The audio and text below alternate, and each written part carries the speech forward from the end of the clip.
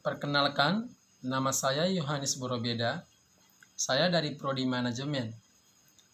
Di sini saya akan membahas perkembangan bahasa Indonesia sekarang ini. Sebagai bahasa Indonesia dan juga sebagai bahasa negara, bahasa Indonesia wajib digunakan dalam segala kegiatan resmi kenegaraan. Demikian pula di semua jenjang pendidikan, mulai dari sekolah dasar sampai perguruan tinggi. Bahasa Indonesia dijadikan sebagai bahasa pengantar. Hal itu dimaksudkan agar bahasa Indonesia dapat berkembang secara wajar di tengah masyarakat pemakainya. Selain itu, upaya tersebut diharapkan pula dapat menjadi perekat persatuan suku yang ribuan jumlahnya menjadi satu bangsa yang besar, yakni bangsa Indonesia. Kecenderungan mengumpulkan identitas asing akhir-akhir ini telah menjadi-jadi. Jika terkecuali bahasa, hampir setiap gedung-gedung megah di Indonesia terpampang tulisan-tulisan asing sebagai lambang kemodernan. Sedangkan pemakaian bahasa Indonesia dianggap kampungan atau tidak keren dan telah ketinggalan zaman. Sikap yang demikian ini tentu akan meluntarkan citra dari identitas bangsa. Penggunaan bahasa Indonesia yang baik dan benar di zaman sekarang sungguh memprihatinkan. Kemajuan teknologi yang semakin berkembang memaksa para kaum muda di zaman sekarang kurang memperdulikan penggunaan bahasa Indonesia yang tepat. Anak muda sekarang lebih cenderung menggunakan bahasa atau ungkapan yang sedang ngetren di seluruh dunia. Pengaruh sosial media dapat memenuhi aspek fungsi definisi bahasa Indonesia yang tepat.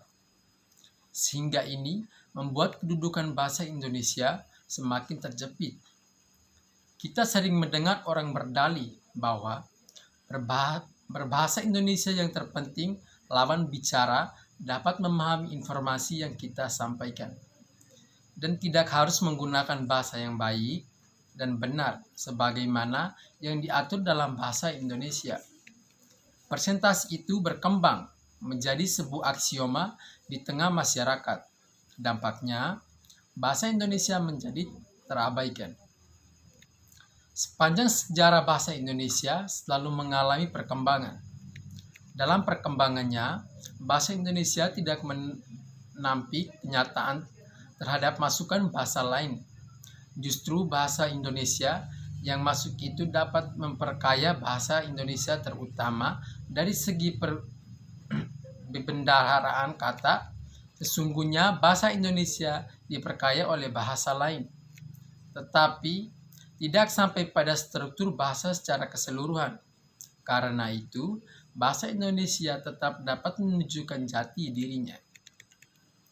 Kenyataannya memang tidak dapat dipungkiri.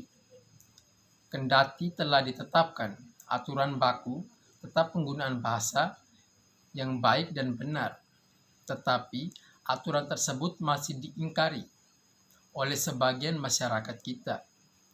Bahkan gejala merendahkan bahasa sendiri semakin nyata.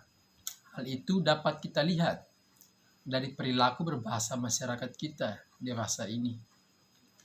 Sikap bahasa Indonesia terhadap bahasa Indonesia cenderung ambivalent, sehingga terjadi dileantis. Artinya, di suatu pihak kita menginginkan bahasa Indonesia menjadi bahasa modern dan dapat mengikuti perkembangan zaman, serta mampu merekam ilmu, pengetahuan, dan teknologi global.